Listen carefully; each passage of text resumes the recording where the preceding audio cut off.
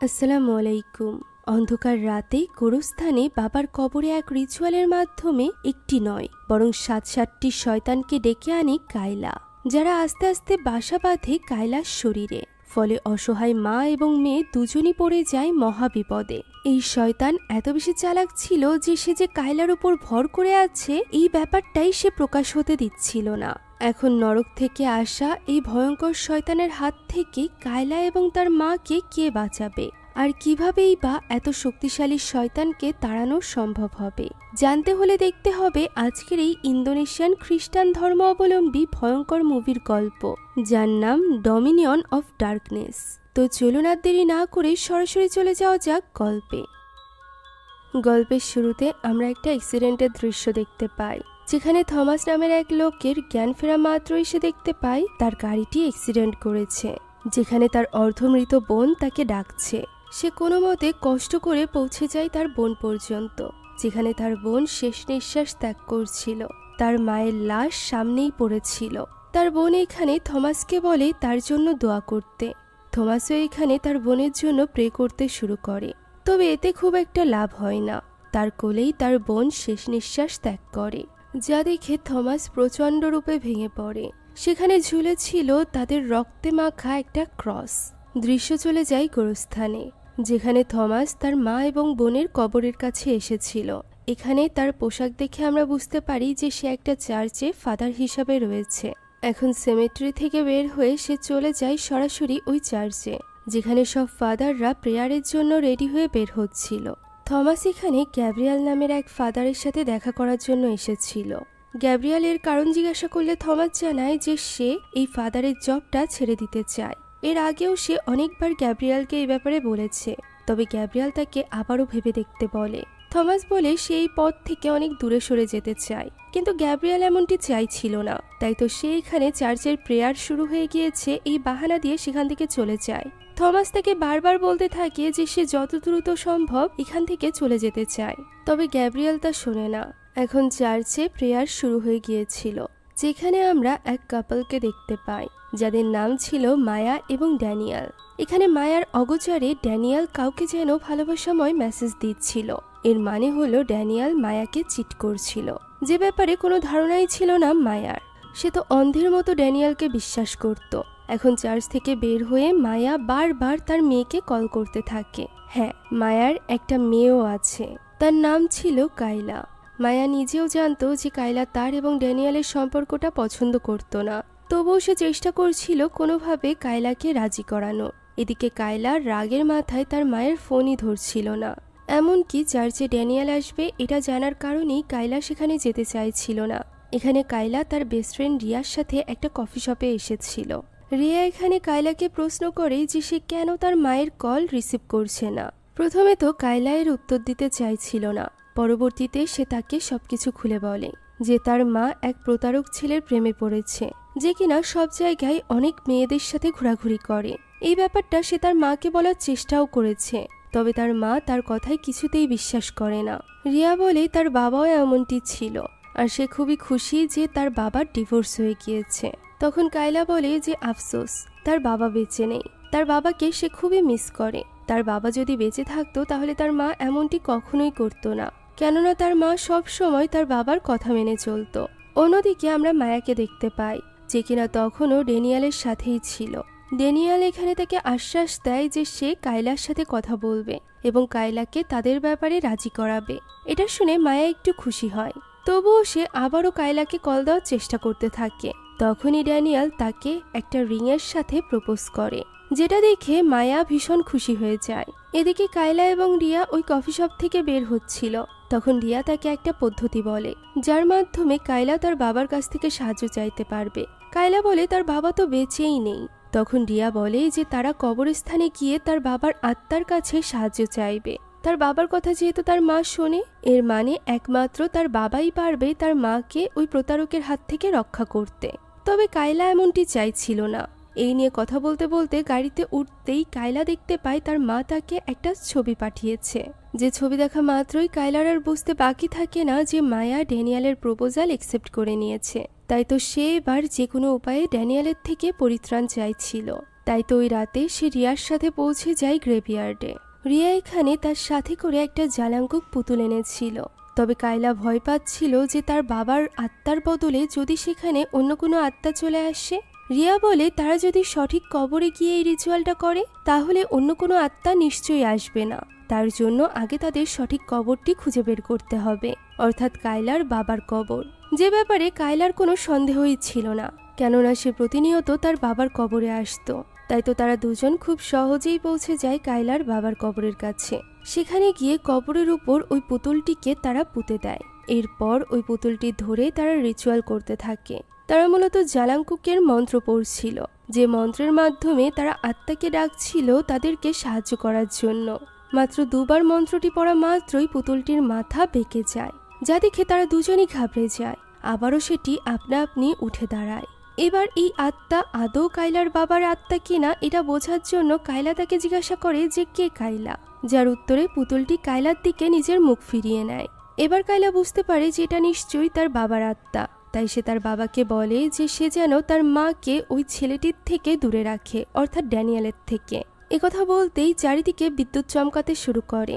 তখনই সেখানে চলে আসে এই গ্রেভইয়ার্ডের সিকিউরিটি গার্ড, যে কিনা তাদেরকে তাড়া দিতে থাকে এত রাতে গ্রেভইয়ার্ডে প্রবেশের জন্য। তাই তো তারা তাড়াহুড়া করে সেখান থেকে বেরিয়ে আসে। কায়লা রিয়াকে প্রশ্ন করে যে আদৌ তাদের রিচুয়ালটা সম্পন্ন হয়েছে কিনা। উত্তরে রিয়া বলে যে তার বাবা অনেক কাইন্ড একজন মানুষ ছিল, তার আত্মা যেহেতু জানতে পেরেছে সে নিশ্চয়ই কায়লাকে সাহায্য করবে। তখনই আমরা গাড়ির আয়নায় দেখতে পাই পেছন থেকে একটা ভয়ঙ্কর নান তাদের দিকে এগিয়ে আসছে। তবে পর মুহূর্তেই সে সেখান থেকে গায়েব হয়ে যায়। আর এরপর কায়লা ফিরে আসে তার বাড়িতে, যেখানে ড্রয়িং রুমে তার মা টিভি দেখতে দেখতে ঘুমিয়ে গিয়েছিল। কায়লার মনে হচ্ছিল সে যা কিছু করছে তার মাকে প্রোটেক্ট করার জন্যই করছে। তাই তো সে টিভিটি অফ করে এবং নিজের রুমের দিকে যেতে যায়। তখনই আচমকা সে সিঁড়ির কাছে তার মাকে দেখতে পায়, যে কিনা কায়লাকে প্রশ্ন করে যে সে এত রাতে বাড়ি ফিরল। এটা দেখে কায়লা ভয় পেয়ে যায় এবং পিছে ঘুরে তাকায়। সে দেখতে পায় তার মা তো সোফায় ঘুমিয়ে রয়েছে। সে পরক্ষণে দেখতে পায় সিঁড়ির কাছে কেউই নেই। এই ঘটনায় কায়লা একটু ভয় পেয়ে যায় এবং দ্রুত চলে যায় তার ঘরে। সে বুঝতে পারছিল না যে এই মাত্র সে কি দেখল। সে নিজের ব্যাগের ভেতর দেখতে পায় ওই জালাঙ্কুক পুতুলটি এখনো তার কাছে আছে। সে এটা নিয়ে ভয় পাচ্ছিল। তখনই নিচের সিঁড়ি থেকে আওয়াজ ভেসে আসে। তাই সে দরজাটি খুলতেই দেখতে পায় তার মা উপরের ঘরে যাচ্ছে। এরপর সে এসে ডায়েরি লিখতে বসে যায়, যেখানে সে ড্যানিয়েলের নামে অনেক উল্টোপাল্টা কথাবার্তা লিখে রেখেছিল, যেমন ড্যানিয়েল যেন মারা যায়। এই জিনিসটাই সে লিখতে থাকে। পরদিন সকালে স্কুলের জন্য তৈরি হয়ে নিচে নামতেই সে শুনতে পায় তার মায়ের সাথে ড্যানিয়েলের কথা কাটাকাটি হচ্ছে অন্য এক মেয়েকে নিয়ে। তার মা এখানে রাগের মাথায় ড্যানিয়েলের সাথে ব্রেকআপ করে নেয় এবং তাদের বিয়েটাও ভেঙে দেয়, যা দেখে মনে মনে ভীষণ খুশি হয়ে যায় কায়লা। সে তার বাবাকে ধন্যবাদ জানায়। আর এরপর জালাঙ্কুক ওই পুতুলটাকে ডাস্টবিনের ভেতর ফেলে দেয়, কেননা রিচুয়াল অনুযায়ী কাজ শেষ হওয়া মাত্রই তার বাবার আত্মা ওই পুতুল থেকে বেরিয়ে যাওয়ার কথা।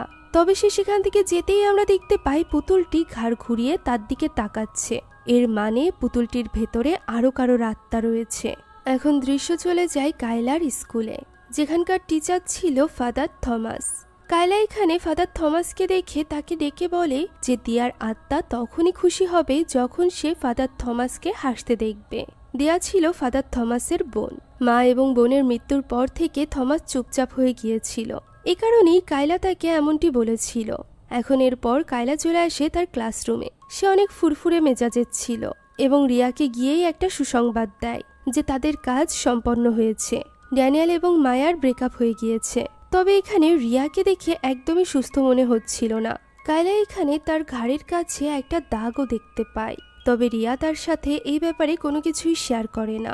এখন ওই দিন ক্লাস শেষে কায়লা খুব খুশি মনে বাড়িতে ফিরে আসে। তবে তার এই খুশি বেশিক্ষণ টেকে না, কেননা বাড়িতে এসেছিল ড্যানিয়েল এবং মায়ের সম্পর্ক আবারও ঠিক হয়ে গিয়েছিল, যা দেখে কায়লার একদমই ভালো লাগে না এবং সে নিজের ঘরে চলে যায়।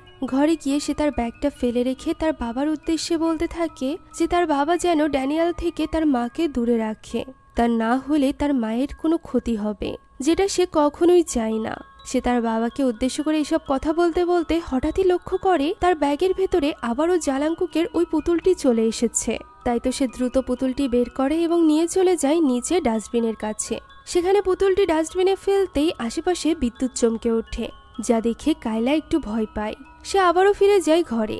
ওই দিন রাতের দৃশ্য আমরা দেখতে পাই, যখন মুষলধারে বৃষ্টি পড়ছিল। তাদের প্রেয়ার রুমে থাকা দুটো মোমবাতি আপনা আপনি নিভে যায়। আমরা কাইলার ঘরের আয়নায় ওই নানের উপস্থিতি দেখতে পাই, যাকে আমরা গ্রেভিয়ার্ডে দেখেছিলাম। এখানে কাইলারও আচমকা ঘুম ভেঙে যায়। সে কোনো কিছু না বুঝতে পেরে আবারও ঘুমিয়ে পড়ে।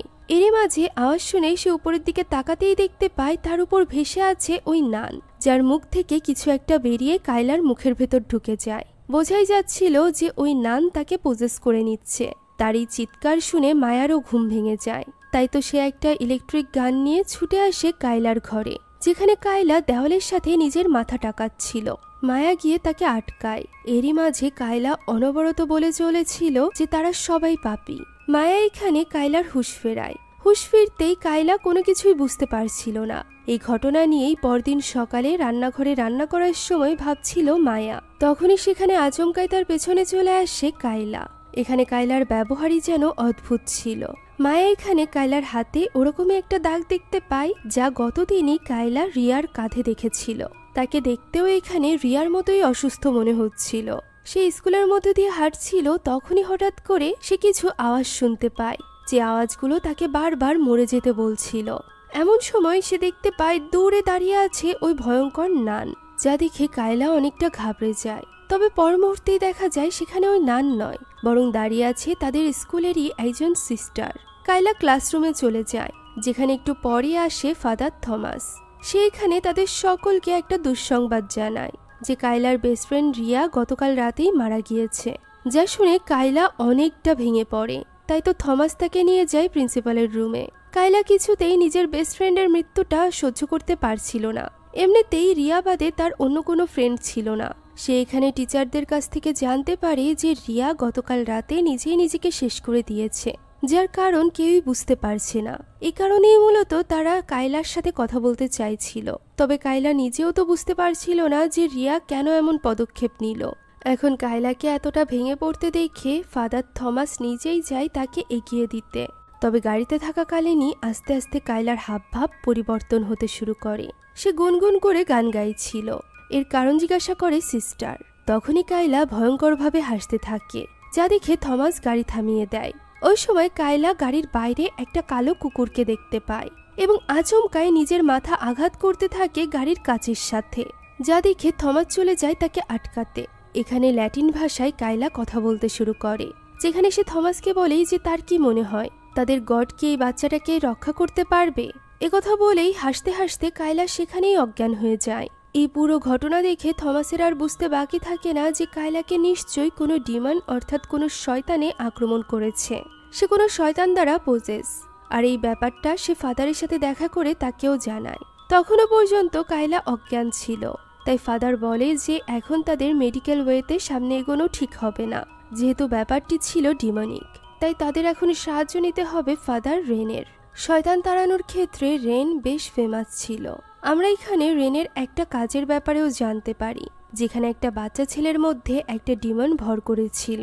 তার উপর এক্সরসিজম করছিল রেনের অ্যাসিস্ট্যান্ট। তার নাম ছিল মিশেল। তবে মিশেল কিছুদিন আগেই তার মাকে হারিয়েছে, যে ব্যাপারটাকে নিয়ে কাজে লাগায় ওই শয়তান। আসলে নার্সিং হোমে থাকাকালীন মিশেলের খেয়াল না রাখার কারণেই তার মায়ের মৃত্যু হয়েছিল। আর এই ব্যাপারটাকেই কাজে লাগিয়ে মিশেলকে দুর্বল করতে থাকে ওই শয়তান। তবে সৌভাগ্যবশত সঠিক সময়ে সেখানে পৌঁছে যায় রেন। রেন গিয়ে ব্যাপারটাকে সামলে নেয় এবং ওই শয়তানকে বাধ্য করে তার নাম বলতে। আর নাম বলা মাত্রই এক্সরসিজমের মাধ্যমে ওই শয়তানকে সে পাঠিয়ে দেয় নরকে। ওই দিনের এক্সরসিজমের পর মিশেল বুঝতে পেরেছিল যে তার পক্ষে এই কাজ করা আর কোনোভাবেই সম্ভব নয়। মায়ের মৃত্যুর পর সে মানসিক দিক থেকে অনেক বেশি দুর্বল হয়ে পড়েছে, যার সুযোগ নিচ্ছে শয়তান। তাই সে রেনকে জানায় যে সে এই কাজটি আর করতে পারবে না, সে এই কাজটি ছেড়ে দিবে। রেন এখানে তাকে বোঝানোর চেষ্টা করে, তবে মিশেল তার সিদ্ধান্তে অনড় ছিল, যে কারণে অ্যাসিস্ট্যান্টবিহীন রেন চলে আসে গ্যাব্রিয়েলের সাথে দেখা করতে। গ্যাব্রিয়েল মূলত কাইলার জন্যই তাকে ডেকে পাঠিয়েছিল। রেন বলে তাকে প্রথমে নিশ্চিত হতে হবে যে এই বাচ্চা মেয়েটির মধ্যে আদৌ কোনো শয়তান ভর করেছে কিনা। তবে এখন তো তার অ্যাসিস্ট্যান্ট নেই, যে কারণে এই কাজটি করা তার জন্য বেশ কঠিন। তখন গ্যাব্রিয়েলের মাথায় থমাসের নাম আসে। সে ভাবে যে থমাস হয়তো বা এই কাজের মাধ্যমেই, এই সব কিছু শেখার মাধ্যমেই নিজের সকল প্রশ্নের উত্তর পাবে। এবং নিজের মা এবং বোনের মৃত্যু থেকে বেরিয়ে আসতে পারবে। তবে এই ব্যাপারে রাজি ছিল না থমাস। থমাস এখানে গ্যাব্রিয়েলকে বলে যে সে তো চার্চের কাজ থেকে বেরিয়ে আসতে চাইছে, আর এই কাজে ঢোকা মানে হলো সে চার্চের কাজে আবারও ইনভলভ হয়ে যাবে, যেটা সে একদমই চায় না। তখন গ্যাব্রিয়েল তাকে বোঝায় যে অন্ততপক্ষে এই একটা কাজ করার জন্য সে যদি শুধুমাত্র কায়লার ব্যাপারে রেনকে সাহায্য করে তাহলে চার্চের কাছ থেকে মুক্তি পেতে গ্যাব্রিয়েল নিজে তাকে সাহায্য করবে। তবে থমাস এই ব্যাপারেও রাজি হয় না। তার মনে হচ্ছিল তার বিশ্বাস অতটা স্ট্রং না যে সে কোনো শয়তানের সাথে লড়াই করতে পারবে। কথা বলে সে যখন চলে যাচ্ছিল তখন গ্যাব্রিয়েল দিয়ার নাম নেয়, যেটা শুনে থমকে দাঁড়ায় থমাস। আমরা জানতে পারি দিয়া এবং রিয়া দুজনই কায়লার বেস্ট ফ্রেন্ড ছিল, তাই তো দিয়ার মৃত্যুতে যতটা থমাস কষ্ট পেয়েছিল ঠিক ততটাই কষ্ট পেয়েছিল কায়লাও। এখন তো রিয়াও নেই, অর্থাৎ কায়লাও থমাসের মতোই একা হয়ে পড়েছে।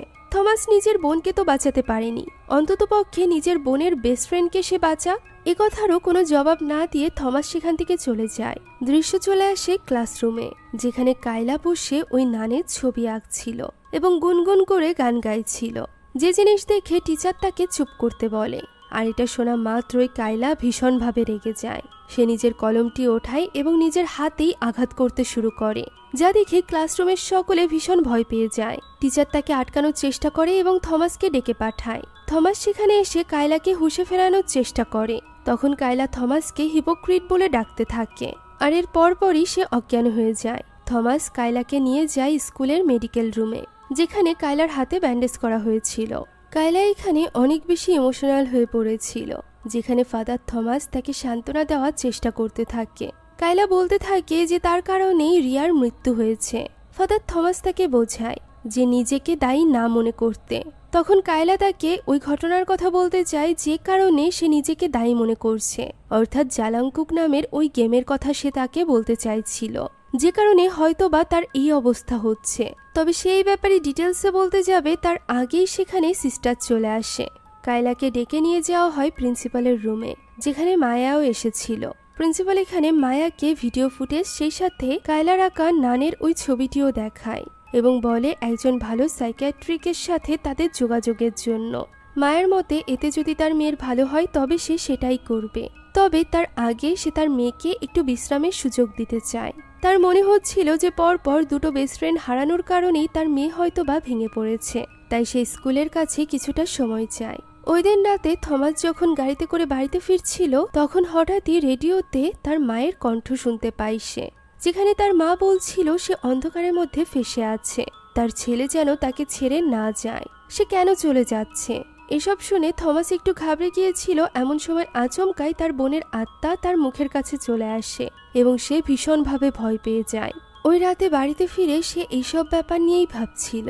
সে বারবার কায়লার ওই ভিডিও ফুটেজটাও দেখতে থাকে, যেখানে সে পজেস হয়েছিল। পজেস অবস্থায় সে বারবার চিৎকার করে কাউকে একটা বলছিল চলে যেতে।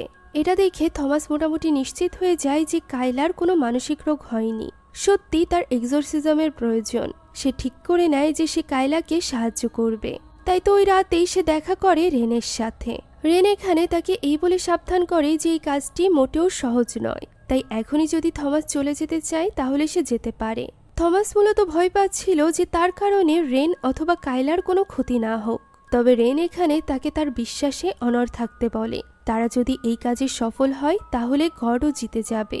থমাস এখানে নিশ্চয়তা দেয় যে সে মন থেকে চেষ্টা করবে রেন এবং কায়লাকে সাহায্য করার। তখন রেন তাকে সবকিছুর ব্যাপারে ধারণা দিতে থাকে। সে এখানে তাকে একটা বইও দেখায়, যে বইয়ের ভেতরে ছিল সব ধরনের ডিমনের ব্যাপারে বিস্তারিত তথ্য। সেই সাথে তার ওই বক্সটিও সে দেখায়, যে বক্সের ভেতরে থাকা বিভিন্ন জিনিস ব্যবহার করেই তারা এক্সোরসিজম করতে চলেছিল। একদিকে থমাসকে প্রস্তুত করছিল রেন, অন্যদিকে মায়া চেষ্টা করছিল কিভাবে কায়লাকে সুস্থ রাখা যায়। তাই তো সে এখানে কায়লার রুমে ক্রস ঝুলিয়ে দিয়েছিল এবং কায়লার দিকে বিশেষভাবে খেয়াল রাখছিল। অন্যদিকে এক্সোরসিজম ভালোভাবে রপ্ত করছিল থমাস। এমনকি ওই শয়তান যাতে এক্সোরসিজমের সময় তার গিল্ট ফিলিংকে কাজে লাগাতে না পারে, তাই সে কনফেশন রুমে গিয়ে কনফেশনও করে। এদিকে কায়লার সাথে কথা বলতে তার ঘরে আসে তার মা মায়া, কেননা কায়লা সারাদিন চুপচাপ ঘরেই বসে থাকে। সেখানে তার মা এসে তাকে বোঝায় যে সে যখন জন্ম নিয়েছিল তখন কাইলার মা অর্থাৎ মায়ার অনেক অল্প বয়স ছিল। এ কারণেই হয়তোবা সে কখনো ভালো মা হতে পারেনি, তবে সে চেষ্টা করেছে। সে এখনো পর্যন্ত চেষ্টা করছে যাতে করে সে কাইলার একজন আদর্শ মা হতে পারে। গত কিছুদিন ধরে তাদের মধ্যে বেশ খারাপ সম্পর্ক চলছে, যে ব্যাপারটা নিয়ে সে দুঃখিত। কাইলা যদি তার সাথে কোনো কিছু শেয়ার করতে চায় তাহলে শেয়ার করতে পারে। একথা বলা মাত্রই কাইলা বলে ওঠে যে সে রিয়াকে সাথে নিয়ে কবরস্থানে গিয়েছিল, যা শুনে মায়া অবাক হয়ে যায়। কাইলা আরও জানায় যে ওই দিনের পর থেকেই এই সব কিছু শুরু হয়েছে। রিয়া মারা গিয়েছে এবং কাইলার এখন এই অবস্থা। এই সব কিছুর জন্য কাইলা নিজেকেই দায়ী মনে করছিল। মায়া প্রশ্ন করে যে সে কবরস্থানে কেন গিয়েছিল, তবে কাইলা এখানে মিথ্যা বলে যে সে তার বাবাকে খুব মিস করছিল, এ কারণেই গোরস্থানে গিয়েছিল। যা শুনে মায়ার অনেক খারাপ লাগে এবং তাকে জড়িয়ে ধরে। তখনই সে আয়নায় লক্ষ্য করে যে সে কাইলাকে নয় বরং একটা বাচ্চাকে জড়িয়ে ধরে আছে। দূরে সরাতেই বাচ্চার এই ভয়ানক রূপ দেখে সে ভয়ে নিচে পড়ে যায়। আর এরপর ওই বাচ্চা তার দিকে তাকিয়ে ভয়ানকভাবে হাসতে থাকে। শয়তানি বাচ্চাটি এবার এগিয়ে আসে মায়ার দিকে, যা দেখে মায়া ভয় পেতে থাকে এবং চিৎকার করতে থাকে। তখন তার হুঁশ ফেরায় কাইলা। সবকিছু আবারও স্বাভাবিক দেখে এবং কাইলাকে নিজের সামনে দেখে অবাক হয়ে যায় মায়া। তাই তো ওই দিনই সে যোগাযোগ করার চেষ্টা করে ড্যানিয়েলের সাথে, তবে ড্যানিয়েল তো কিছুতেই তার কল ধরছিল না। এ কারণেই সে কল করে থমাসকে। ওই দিন বিকালে থমাস রেনকে সাথে নিয়ে মায়াদের বাড়িতে আসে। তাদের সাথে একজন সিস্টারও ছিল। রেন এখানে মায়ার কাছে কাইলার ব্যাপারে জিজ্ঞাসা করে যে কাইলা কেমন বিহেভ করছে, কি দেখে তার মনে হচ্ছে যে কাইলা স্বাভাবিক নয়। এছাড়া ওই সকল ভুতুরে অভিজ্ঞতার ব্যাপারে যেগুলো মায়া ফেস করেছে। এই সব কিছুর ব্যাপারে বলতে বলতে মায়া তাদেরকে নিয়ে আসে কাইলার রুমে, যেখানে কাইলা একাকী বসেছিল। রেন প্রথমে দেখে নিতে চাইছিল যে কাইলার মধ্যে আদৌ কোনো অপশক্তি আছে কিনা, অর্থাৎ কোনো শয়তান আছে কিনা।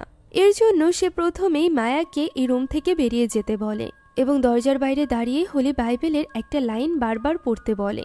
মায়াও তার কথা মেনে বাইরে চলে যায়। আর এরপর রেন তার বক্স থেকে হোলি ওয়াটার বের করে আনে, যেগুলো সে প্রথমে নিজেদের উপর ছড়িয়ে নেয়। আর এরপর সেই হোলি ওয়াটার ছড়ায় কাইলার উপর। পবিত্র পানি কাইলার মাথায় দিতেই সে একটু নড়ে চড়ে বসে।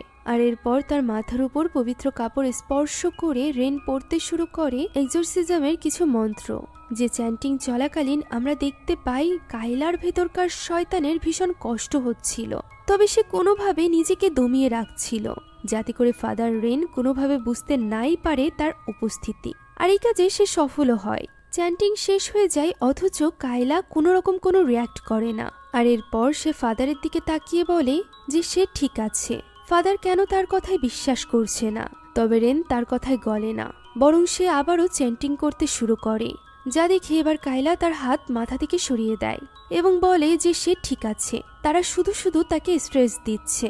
তার এই কথা শুনে কিছু সময়ের জন্য থমাসেরও মনে হয় যে হয়তোবা এখন আর কাইলার ভেতরে ওই শয়তান নেই। সে এই ব্যাপারে কথাও বলতে যায়, তবে রেন তো তার কোনো কথা শোনেই না, বরং সে পবিত্র তেল দিয়ে কাইলার কপালে একটা ক্রস চিহ্ন আঁকে। আর এরপর সে চ্যান্টিং করতে শুরু করে। এবার আর ওই শয়তান কোনোভাবেই নিজেকে লুকিয়ে রাখতে পারছিল না। আশেপাশের পরিবেশ পরিবর্তন হতে শুরু করে, ক্রসগুলো সব উল্টো হয়ে যায়। শয়তানের আসল রূপ বেরিয়ে আসে এবং কাইলা আক্রমণ করে রেনের উপর। থমাস এবং সিস্টার তাকে আটকাতে আসলে সে প্রথমে সিস্টারকে দূরে ছুঁড়ে মারে, যার ফলে সে অজ্ঞান হয়ে যায়। থমাস প্রথমে তার দিকে ছুটে যায়, তখনই সে লক্ষ্য করে যে কাইলা রেনের উপর আক্রমণ করেছে।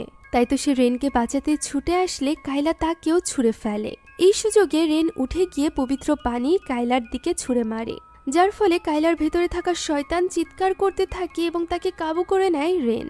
এদিকে এইসব চিৎকার চেঁচামেচির আওয়াজ শুনে বাইরে থেকে ভীষণ চিন্তায় পড়ে গিয়েছিল মায়া। সে বারবার দরজা খুলতে বললে রেন তাকে বলে বাইরে থেকে ওই প্রেয়ার পড়তে। মায়াও তার কথা মেনে নেয়। এদিকে থমাস এগিয়ে আসে রেনকে সাহায্য করতে। রেন এবার এক্সোরসিজম শুরু করে দিয়েছিল। এই মুহূর্তে শয়তান তার চাল চালে। সে থমাসকে ম্যানিপুলেট করতে শুরু করে। সে থমাসের সামনে তার মায়ের রূপ নিয়ে আসে এবং তাকে ছেড়ে দিতে বলে। থমাসও এখানে দুর্বল হয়ে যায় এবং তাকে ছেড়ে দেয়, যার ফলে কাইলার ভেতরকার শয়তান আবারও মুক্ত হয়ে যায় এবং রেনের উপর ঝাঁপিয়ে পড়ে। তখনই দরজা খুলে ভেতরে চলে আসে মায়া। সে প্রথমেই পবিত্র পানির ওই স্প্রেটা দিয়ে দেয় থমাসের কাছে, যেটা নিতে গেলে থমাস কাইলার উপর পবিত্র পানি ছিটিয়ে দেয়। আর এরপর থমাস এবং মায়া কায়লাকে ধরে ফেলে, যে সুযোগ নিয়ে এবার রেন ওই শয়তানের কাছে তার নাম জিজ্ঞাসা করে। বাধ্য হয়ে শয়তান তার নিজের নাম জানায় দাগাল। নাম জানা মাত্রই রেন এক্সোরসিজম শুরু করে এবং খুব সহজেই কায়লার ভেতর থেকে ওই শয়তানকে সে তাড়িয়ে দেয়। আর এর সাথে সাথেই কায়লা কালো বমি করে এবং অজ্ঞান হয়ে যায়। এখান থেকে বাড়িতে ফিরে যাওয়ার সময় থমাস রেনকে সরি বলে, কারণ সে ঠিকমতো ভাবে নিজের দায়িত্ব পালন করতে পারেনি। তবে রেন জানতো যে থমাস তার বেস্টটা দিয়েছে। এছাড়া একজন মানুষের পক্ষে সবসময় নিজের ইমোশনকে ধরে রাখা সম্ভব নয়। এখন দৃশ্য চলে যায় কায়লাদের বাড়িতে, যেখানে মায়া এসেছিল কায়লার রুম গোছাতে।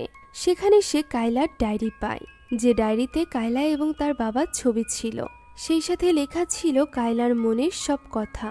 প্রথম দিকে এগুলো পড়ে মায়ার ভালো লাগলেও এরপর যা আসে তা দেখে মায়া নিজের চোখকেই বিশ্বাস করতে পারছিল না। সেখানে ড্যানিয়েলের ব্যাপারে লেখা ছিল, কায়লা যে ড্যানিয়েলের মৃত্যু চায় এই ব্যাপারেও লেখা ছিল। সেই সাথে ওই রিচুয়ালের ব্যাপারে লেখা ছিল, যে রিচুয়ালের মাধ্যমে কায়লা তার বাবার আত্মার কাছে সাহায্য চেয়েছিল তার মাকে তার বয়ফ্রেন্ডের থেকে দূরে রাখতে। সর্বশেষে ছিল ওই শয়তান নানের ছবি, যার বুকে ছিল উল্টো ক্রস আঁকা। এটা দেখে মায়া ভীষণ ভয় পেয়ে যায়। তখনই তার নজর পড়ে কায়লার ব্যাগের দিকে, যার ভেতরে ছিল সেই জ্যালাঙ্কুক পুতুল। অর্থাৎ ডাস্টবিনে ফেলার পরও আবার ওই পুতুলটি তার ব্যাগে ফেরত চলে এসেছিল। এই সব কিছু দেখে মায়া অনেকটা ঘাবড়ে গিয়েছিল। তাই সে তখনই এই সব কিছুর ছবি তুলে নেয় এবং সেটা পাঠিয়ে দেয় ড্যানিয়েলের কাছে, কেননা তার মনে হচ্ছিল এইসবের কারণে ড্যানিয়েলের কোনো ক্ষতি হতে পারে। অন্যদিকে ওই সময় থমাস চার্চে ছিল, যেখানে তার সাথে দেখা করতে আসে ফাদার গ্যাব্রিয়াল। গ্যাব্রিয়াল এখানে থমাসকে জিজ্ঞাসা করে যে সে কি এখনও এই চার্চের দায়িত্ব থেকে নিজেকে মুক্ত করতে চায়। সে জানায় রেন তাকে প্রস্তাব দিয়েছে যে সে এক্সোরসিজমের কাজে থমাসকে নিজের অ্যাসিস্ট্যান্ট হিসাবে নিয়োগ দিতে চায়। তবে থমাস এতে রাজি হয় না। ফলে গ্যাব্রিয়ালও এবার হার মেনে নেয়। সে আর থমাসকে কিছু বলে না, বরং সে বলে যে থমাসের সব কাগজপাতি সে রেডি করে ফেলবে। থমাস ওই দিন বাড়িতে ফিরে এইসব নিয়েই ভাবছিল। আমরা জানতে পারি সে যখন ফাদার হিসাবে দায়িত্ব পেয়েছিল তখন তার মা এবং বোন ভীষণ খুশি ছিল। তখন তার বোন দিয়া অনেকটা ছোট ছিল, তবুও সে এখানে তার ভাইয়ের জন্য একটা গিফট এনেছিল। বর্তমান সময়ে ওই গিফটটা হাতে নিয়েই তাকে মনে করছিল থমাস। থমাসের তার বোনের বলা শেষ কথাটি মনে পড়ে যায়। সে থমাসকে নিজের জন্য প্রেয়ার করতে বলেছিল। এখন এখান থেকে দৃশ্য পরিবর্তিত হয় এবং আমরা রাত ৩টার সময় মায়াকে দেখতে পাই, যার ঘুম ভেঙে গিয়েছিল এবং সে দেখতে পায় তার পাশে কায়লা নেই। একটু সামনেই জানালার কাছে দাঁড়িয়ে ছিল কায়লা। মায়া বেশ কয়েকবার ডাকার পর কায়লা ডাক শোনে এবং তার পাশে এসে শুয়ে পড়ে এবং বলে যে সে যদি প্রতিনিয়ত এইভাবেই তার মায়ের সাথে শুতে পারত। তবে মায়ার তো এখানে ভয় করছিল। এখন পরদিন সকালে আমরা দেখতে পাই কায়লার হাতে আবারও কিছু দাগ দেখা দিয়েছে। এমন সময় রেগে মেগে বাড়ির ভেতরে প্রবেশ করে ড্যানিয়েল। তাদের চিৎকার চেঁচামেচি শুনে মায়া নিচে এসে দেখতে পায় ড্যানিয়েল কায়লার উপর আক্রমণ করেছে। সে ড্যানিয়েলকে দূরে সরিয়ে দেয়, যেখানে ড্যানিয়েল বলার চেষ্টা করছিল যে কায়লা তাদের সামনে নাটক করছে। সে তাদেরকে আলাদা করার জন্য এখন এই সব কিছু করছে। একথা অস্বীকার করলে ড্যানিয়েল তাকে জানিয়ে দেয় যে তার মা ওই জ্বালাঙ্কুক পুতুলটিও খুঁজে পেয়েছে, যেটার সাহায্যে রিচুয়াল করে কায়লা তাদেরকে আলাদা করতে চাইছিল। তখন মায়া ড্যানিয়েলকে বোঝানোর চেষ্টা করে যে সে এটা ড্যানিয়েলকে এই জন্য বলেছিল যাতে করে তারা তিনজন একসাথে বসে কোনো ডিসিশন নিতে পারে। এইভাবে হাতাহাতি করার জন্য বলেনি সে। তবে ড্যানিয়েল তো এরকম কারোর সাথে কথাই বলতে চাইছিল না যে কিনা তার মৃত্যু কামনা করে। তখন কায়লা মায়াকে জিজ্ঞাসা করে যে সে কাকে বিশ্বাস করে, কায়লাকে নাকি ড্যানিয়েলকে। আর সব থেকে বড় কথা হলো সে কিছুদিন আগেই কায়লাকে বলেছিল যে সে একজন ভালো মা হতে চায়। এখন সময় এসে গিয়েছে এই কথার প্রমাণ দেওয়ার। সে মায়াকে ড্যানিয়েলকে ছেড়ে দিতে বলে, যা শুনে ড্যানিয়েল রেগে যায় এবং আবারও হাত ওঠাতে যায় কায়লার উপর। যা দেখে এবার মায়া ইলেকট্রিক গান দিয়ে তাকে শক দেয় এবং তাকে তখনই তার বাড়ি থেকে বেরিয়ে যেতে বলে। ফলে ড্যানিয়েলও সেখান থেকে বেরিয়ে যায়। এখন মেয়ের কথা মতো মায়া ঠিক করে নেয় যে সে ড্যানিয়েলকে ছেড়ে দিবে। ওই দিন সে কায়লাকে নিয়ে তার হাজবেন্ডের কবরের কাছে যায়, যেখানে লক্ষণীয় ব্যাপার হলো সে প্রেয়ার করলেও কায়লা প্রেয়ার করে না। গোরস্থান থেকে ফিরে মায়া এবার পুরোপুরিভাবে ড্যানিয়েলের সাথে সব রকম যোগাযোগ বন্ধ করে দেয়। সে ড্যানিয়েলের দেওয়া আংটিটা পর্যন্ত খুলে ফেলে। ওই দিন রাতে সে চার্চে বসে কাঁদছিল। তখন সেখানে আসে ফাদার রেন। রেন এখানে তাকে সান্ত্বনা দেয় এবং বলে তার কোনো দোষ নেই। তখন মায়া তার পাস্টের ব্যাপারে রেনকে খুলে বলে। মূলত হাই স্কুলে থাকাকালীন অনেক অল্প বয়সে মায়া প্রেগনেন্ট হয়ে গিয়েছিল, যে কারণে তার পরিবার তাকে বাড়ি থেকে বের করে দিয়েছিল। কিছুদিনের মধ্যেই তার একজন লোকের সাথে পরিচয় হয়, যে কিনা তার এবং কায়লার দায়িত্ব নেয়। কায়লা এখনো পর্যন্ত জানে না যে তার যে বাবাকে সে এত বেশি ভালোবাসে সে আসলে তার আসল বাবা ছিলই না। তার হাত ধরেই মূলত ধর্মের পথে এগিয়ে এসেছিল মায়া। তবে তার মৃত্যুর পর থেকে সে যেন পথভ্রষ্ট হয়ে গিয়েছে। সে এখানে রেনকে জালাঙ্কুক পুতুলের ব্যাপারে জানায়। সে সাথে এটাও বলে যে তার মনে হচ্ছে এখনো পর্যন্ত কায়লা পুরোপুরিভাবে সুস্থ নয়। এ কথা বলতে না বলতেই হঠাৎ করে ফাদার রেনের শরীর যেন খারাপ হতে লাগে। সে বাড়িতে ফিরে ঔষধ খেতে যাচ্ছিল, এমন সময় একটা বই নিচে পড়ে যায়, যে বইতে এমন এক ডিমনের কথা বলা ছিল যে কিনা নিজের সাথে 7টা আত্মাকে নিয়ে আসে এবং ওই আত্মাদের আড়ালে নিজেকে লুকিয়ে রাখে, যার ফলে এক্সোরসিজম করে ওই শয়তানকে তাড়ানো এতটা সহজ নয়। আমরা দেখতে পাই সত্যি ওই শয়তান আস্তে আস্তে করে ভয়ঙ্কর রূপ ধারণ করছিল।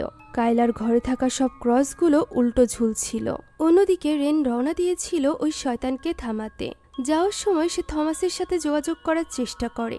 এমন সময় সে দেখতে পায় তার গাড়ির সামনে কায়লা একা রাস্তার মাঝখানে দাঁড়ানো। সে এটা ভেবে অবাক হয় যে এত রাতে কায়লা এখানে কি করছে। এটা দেখার জন্য সে এগিয়ে যায় কায়লার কাছে। কায়লা তখন ফাদার রেনের কাছে সাহায্য চাইছিল, তবে রেন কিছু একটা বুঝে ওঠার আগেই কায়লা সেখানেই অজ্ঞান হয়ে যায়। তাই রেন কোনো কিছু না ভেবে দ্রুত কায়লাকে তুলে নেয় গাড়িতে, আর এরপর সে ড্রাইভিং সিটে বসে গাড়িটি স্টার্ট দেওয়ার চেষ্টা করে, তবে সেটা কিছুতেই স্টার্ট হচ্ছিল না। ওই সময় আমরা দেখতে পাই তার পেছনে থাকা কায়লা আস্তে আস্তে করে উঠে বসেছে। যে ভয়ানক ব্যাপার রেনও অনুভব করতে পারে। তবে সেদিকে ফিরে তাকালেই সে দেখতে পায় সেখানে তো কায়লাই নেই। কায়লা তো গাড়ির সামনে দাঁড়িয়ে আছে। এটা দেখা মাত্রই তার আর বুঝতে বাকি থাকে না যে ওই শয়তান এবার তার সাথে খেলা করছে। তাই সে নিজের প্রোটেকশনের জন্য দ্রুত বক্স থেকে একটা ক্রস নিয়ে নেয়। ওই সময় আবারও কায়লা তার সামনে থেকে গায়েব হয়ে যায় এবং হঠাৎই পেছন থেকে তার উপর আক্রমণ করে। গাড়ির পেছনের কাছে দেখা যায় উল্টো ক্রস চিহ্ন। এর কিছুক্ষণ পর আমরা কায়লাকে তার বাড়িতে রান্নাঘরে দেখতে পাই, যেখানে সে পাগলের মতো তার হাতে লেগে থাকা রক্ত ধুচ্ছিল এবং বারবার ফাদার রেনের কাছে ক্ষমা চাইছিল। তাকে এইভাবে বিড়বিড় করতে দেখে তার কাছে এগিয়ে আসে মায়া। মায়া এখানে তার হাতে রক্ত দেখতে পারছিল না, এর মানে তার হাতে সত্যিই রক্ত ছিল না।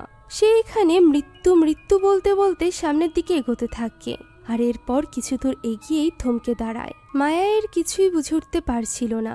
কায়লা তখন তার দিকে তাকিয়ে ভয়ানকভাবে হাসতে থাকে। তখন আচমকাই ওই নান মায়ার উপর হামলে পড়ে। দৃশ্য চলে আসে হসপিটালে। আমরা দেখতে পাই রেন হসপিটালে ভর্তি, যেখানে তার সাথে দেখা করতে এসেছে থমাস এবং গ্যাব্রিয়েল। রেন এখানে তাদেরকে সবকিছু খুলে বলে যে তারা ভেবেছিল কায়লার মধ্যে হয়তো বা শুধুমাত্র একটা ডিমনই আছে, তবে ব্যাপারটি এমন নয়। তার ভেতরে ছিল 7টা শয়তান, যারা কিনা দ্য ডেভিল অর্থাৎ লুসিফারের সব থেকে কাছের ডিমন, অর্থাৎ সব থেকে শক্তিশালী ডিমন। ওই দিন এক্সোরসিজমে হয়তোবা তার ভেতর থেকে দুর্বল ডিমনগুলো বেরিয়ে গিয়েছে, তবে এখনো পর্যন্ত তার ভেতরে খুবই শক্তিশালী একটা ডিমন রয়েছে, যাকে যত দ্রুত সম্ভব তাদেরকে হারাতে হবে। তা না হলে কায়লার সাথে সাথে মায়ের জীবনেরও ঝুঁকি রয়েছে। থমাস তাকে আশ্বস্ত করে এবং জানায় যে রেন যেহেতু অসুস্থ তাই সে নিজেই যাবে ওই ডিমনের সাথে লড়াই করতে। এর জন্য সে রেনের কাছ থেকে তার বক্সটি নিয়ে নেয়। অন্যদিকে আমরা মায়াকে দেখতে পাই, যাকে কিনা একটা রিচুয়ালের মতো করে শুইয়ে রাখা হয়েছিল, যার চারিপাশে ছিল অনেকগুলো মোমবাতি। জ্ঞান ফেরার পর মায়া দেখতে পায় কায়লা তাকে ঘুরে হাঁটছে। সে কায়লার হুঁশ ফেরানোর চেষ্টা করে, তবে এটা তো কায়লা নয়, বরং কায়লার ভেতরকার শয়তান ছিল, যে কিনা মায়ার কাছে আসে এবং তার উপর ছুরি দিয়ে আঘাত করতে যায়। জীবন বাঁচাতে মায়া হাত এগিয়ে দিলে তার হাতের ভেতরই ছুরিটা ঢুকে যায়। তবে এতেও কায়লা ক্ষান্ত হয় না, বরং সে ওই ছুরি দিয়ে আবারও হামলা করে মায়ার উপর।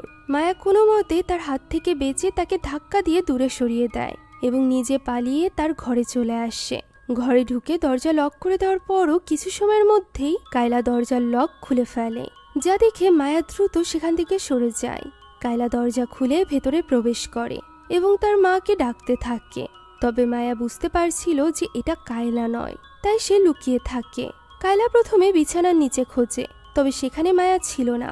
মায়া তো ছিল আলমারির ভেতরে, যেটা ওই শয়তানের বুঝতে বেশিক্ষণ সময় লাগে না। তাই তো সে আলমারির দরজার কাছে যায় এবং মায়াকে উদ্দেশ্য করে বলে সময় এসে গিয়েছে তার স্বামীর সাথে দেখা করার। একথা বলে সে ছুরি দিয়ে তার উপর আঘাত করতে থাকে। মায়া ভয়ে কাঁদতে শুরু করে। তবে সঠিক সময় সেখানে চলে আসে থমাস। সে কায়লাকে আটকানোর চেষ্টা করলে কায়লা উল্টে তার উপরই ছুরি দিয়ে আঘাত করতে যায়। তখন থমাস তার হাতে থাকা ঘণ্টিটি বাজাতে শুরু করলে কায়লার ভেতরকার শয়তানের কষ্ট হয়। যে সুযোগে থমাস ওই বক্স থেকে জিনিসপত্র বের করতে থাকে। তখনই আমরা দেখতে পাই কায়লা আস্তে আস্তে করে এগিয়ে যাচ্ছে রেলিংয়ের দিকে। মায়াও তখন আলমারি থেকে বেরিয়ে আসে। তারা দেখতে পায় কায়লা বসে আছে ব্যালকনির রেলিংয়ের উপর। সে বলে নরকে দেখা হচ্ছে। একথা বলেই সে সেখান থেকে লাফ দেয়, যা দেখে মায়া চিৎকার করে ওঠে। তারা দুজনই দৌড়ে নিচে চলে আসে, এই ভয়ে যে উপর থেকে পড়ে কায়লার কোনো ক্ষতি হয়েছে।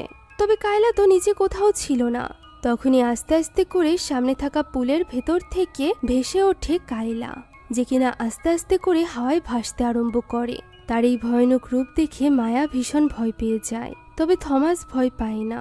সে মাটিতে নেমে আসা মাত্রই থমাস তার দিকে একটা ক্রস উঁচু করে চ্যান্টিং করতে শুরু করে। তবে ভয়ানক ব্যাপার হলো ওই শয়তানও থমাসের সাথে একই সব কিছু চ্যান্টিং করছিল এবং বলতে থাকে যে গডের শক্তি তাকে হারাতে পারবে না। যা শুনে থমাস তার দিকে পবিত্র পানি ছুঁড়ে দেয়। ফলে ওই শয়তান দুর্বল হয়ে পড়ে। তখনই সে থমাসকে আবারও ম্যানিপুলেট করতে শুরু করে। থমাস দেখতে পায় তার সামনে ওই শয়তান নয়, বসে আছে তার অ্যাক্সিডেন্টে আহত মা, যার রক্তাক্ত চেহারা দেখে থমাস দুর্বল তো হচ্ছিল, তবে সে এখানে নিজেকে শক্ত রাখার চেষ্টা করে। কিন্তু একটুখানি দুর্বল হওয়াতেই ওই শয়তান ঠিকই তার গলা চেপে ধরে এবং তার হাত থেকে ক্রসটি নিয়ে নেয়। আর এরপর তাকে দূরে ছুঁড়ে ফেলে এগিয়ে আসে মায়ার কাছে। মায়া তখন তাকে অনুরোধ করে বলতে থাকে যে তার মেয়ের শরীর ছেড়ে দেওয়ার জন্য। মায়া নিজে অনেক পাপ করেছে, তার মেয়ে নিষ্পাপ, তাই তার মেয়েকে ছেড়ে ওই শয়তান যেন তাকে নিয়ে নেয়। যা শুনে ওই শয়তান ওই ক্রসটি উল্টো করে মায়ার হাতে দেয় এবং বলে এটা দিয়ে সে যেন নিজেকেই নিজে শেষ করে দেয়। মায়া এই কথায় রাজি হয়ে যায় এবং ওই শয়তানকে প্রমিস করতে বলে যে সে এটা করলে ওই শয়তান যেন কায়লার শরীর ছেড়ে দেয়। একথা বলে সে ওই কাঠের টুকরোটা নিজের শরীরে ঢুকাতেই যাবে, তখনই কায়লা তার হাত ধরে ফেলে। ওই শয়তানকে কিছু সময়ের জন্য দমিয়ে কায়লার আত্মা তার শরীরে ফিরে এসেছিল, যে কিনা কিছুতেই চাইছিল না যে তার মা এই মহাপাপটা করুক, অর্থাৎ নিজেকেই নিজে শেষ করে দিক। কেননা সে নিজেও জানতো যে শয়তান কখনোই নিজের প্রমিস রাখবে না। অন্যদিকে তাদের এই বিপদের ব্যাপারে ধারণা করতে পারছিল রেন, তাই তো সে তখনই প্রেয়ারে বসে, যাতে করে তার প্রেয়ারের মাধ্যমে হলেও তারা এই কাজে সফল হয়। ওই সময় থমাসের মনে পড়তে থাকে কায়লার সাথে কাটানো মুহূর্তগুলোর কথা। কায়লা তার কাছে ঠিক তার ছোট বোনের মতো ছিল। বোনের কথা মনে পড়তেই তার মনে পড়ে যায় ওই ক্রসটির কথা, যেটি সে হাতে তুলে নেয় এবং উঠে দাঁড়িয়েই চ্যান্টিং করতে শুরু করে। যা দেখে ওই শয়তান তার দিকে এগিয়ে যায় এবং শয়তানের মাথায় ওই ক্রস লাগিয়ে সে এক্সোরসিজম শুরু করে দেয়। এক্সোরসিজমের মাধ্যমে সে প্রথমে ওই শয়তানের নাম জানতে চায়। অনেক চেষ্টার পর ফাইনালি ওই শয়তান নিজের নাম বলে। তার নাম ছিল জেবাবেল। সে এখানে জেবাবেলের উপর স্পেল পড়তে থাকে, যার কিছুক্ষণের মধ্যেই ওই শয়তান হার মানে গডের শক্তির কাছে এবং বাধ্য হয় কায়লার শরীর ছেড়ে বেরিয়ে যাওয়ার জন্য। সাথে সাথে কায়লার কালো বমি হয় এবং সে ডিমন মুক্ত হয়ে যায়। মেয়েকে ফিরে পেয়ে মায়াও যেন স্বস্তির নিঃশ্বাস ফেলে।